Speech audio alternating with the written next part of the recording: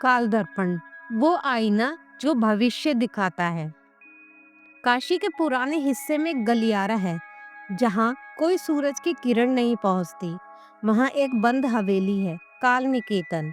कहा जाता है इस हवेली में एक आईना है जो तुम्हारा चेहरा नहीं, तुम्हारा भविष्य दिखाता है। पर हर कोई उसे देख नहीं सकता, सिर्फ वही जिसे अपने कर्मों का हिसाब स्वीकार करने की शक्ति हो। अद्वैत की खोज। अद्वैत एक इतिहास शोध करता था। वो तंत्र और अध्यात्म पर किताब लिख रहा था। एक दिन उसे बनारस के एक संत ने कहा, अगर सच्चाई जाननी है तो काल निकेतन के आईने में झांकना। वो रात के 12 बजे उस हवेली में पहुंचा। दीवारों पर सिर्फ शंखों की ध्वनि और दीपों की लौ थी। बीच में एक विशाल आईना रखा था। चारों ओर तांबे के मंत्र खुदे हुए थे। जैसे ही उसने देखा, आईने में उसका चेहरा नहीं, बल्कि एक महिला का चेहरा उभरा, आंसू से भीगा हुआ। आईने के नीचे लिखा था, जिसे तुम ढूंढ रहे हो वो तुम्हारे कर्म का दर्पण है। प्रिया का जन्मांत। प्रिया ऋषिकेश में रहती थी और योग सिखाती थी।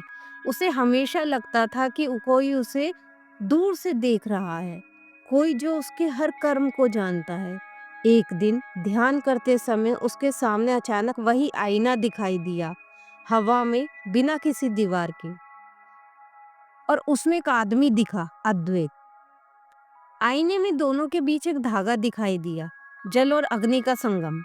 उसने सुना, तुम दोनों का मिलन समय से परे है, लेकिन एक को अपनी देह छोड़नी होगी। समय का टूटना। तीसरे दिन अद्वैत फिर हवेली पहुंचा। आईना अपने आप कांपने लगा। वो उसमें झांकता है और खुद को प्रिया के सामने पाता है। पर ये कोई दृश्य नहीं, एक आध्यात्मिक परीक्षा थी। दोनों के चारों ओर प्रकाश फैल गया। एक आवाज आई, जो अपने कर्मों से मुक्त हो जाता है वही काल के पार जा सकता है। अद्वैत मुस्कुराया, तो मेरा कर्म उसे ढूंढता नहीं, उसे मुक्त करना था। वो आगे बढ़ा और उसकी परछाई धीरे धीरे आईने में समा गई। अंतिम चमत्कार।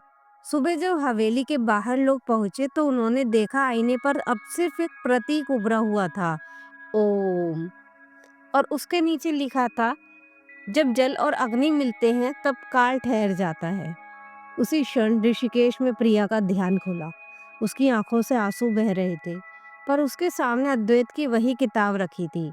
पूरी अंतिम अध्याय का नाम था काल दर्पण, जब प्रेम अमर हो गया। तो दोस्तों, अगर यह कहानी आपके दिल को छू गई हो तो आप इस चैनल को जरूर सब्सक्राइब करें, लाइक करें और शेयर करें। हम जल्द ही मिलेंगे फिर एक नई कहानी के साथ। धन्यवाद।